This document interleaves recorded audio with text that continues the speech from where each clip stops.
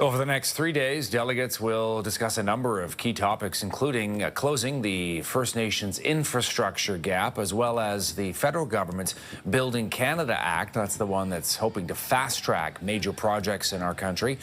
There are also issues surrounding policing and First Nations and harm reduction strategies as well. Deliah Bernard is my guest. She's former senior Indigenous Affairs advisor to Prime Minister Justin Trudeau. Deliah, thanks for taking the time for us today.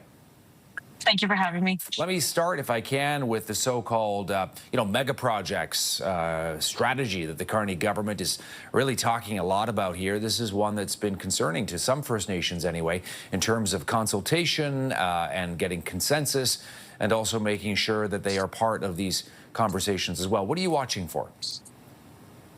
What I'm watching for is the conversation that's going to be happening, that's already happening, and a more focused discussion this afternoon on what comes next now that the Major Projects Office has been announced, as we look towards the announcement of the members of the Indigenous Advisory Council.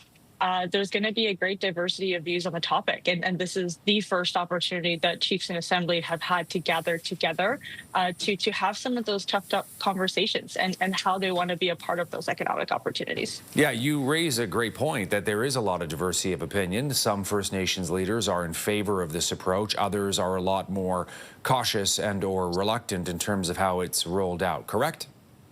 Yes. So let me ask you how you think the government should handle this. I mean, you're someone who had ties with the previous government of Justin Trudeau, but now we have a new prime minister. What's your read so far?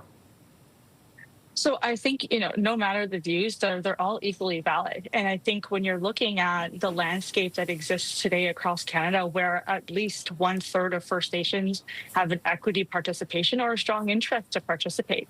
And so that means coming to the table to consult meaningfully.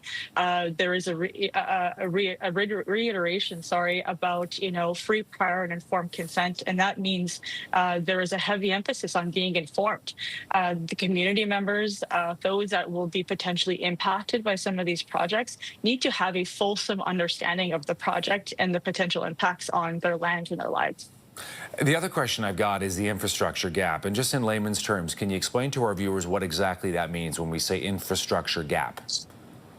So when we're talking about an infrastructure gap, we're talking about going into a city, we're going into a community of people who don't have access to operating roads, to health infrastructure, to clean water, to housing, overcrowding. We're talking about long-term systemic issues that impact an individual's opportunities to participate meaningfully, or in the fact that they're trying to combat issues happening in their communities, whether that be mental health crises, There is a lack of capacity as well. And so when we're talking about the lack of an infrastructure to help keep people safe, that's what we're talking about. Delilah, thank you for taking the time for us here at CTV. Much appreciated. All the best, and enjoy the Assembly. We'll be tracking it every day. Thank you so much. All right, Deliah Bernard there, a former Indigenous advisor to then Prime Minister Justin Trudeau.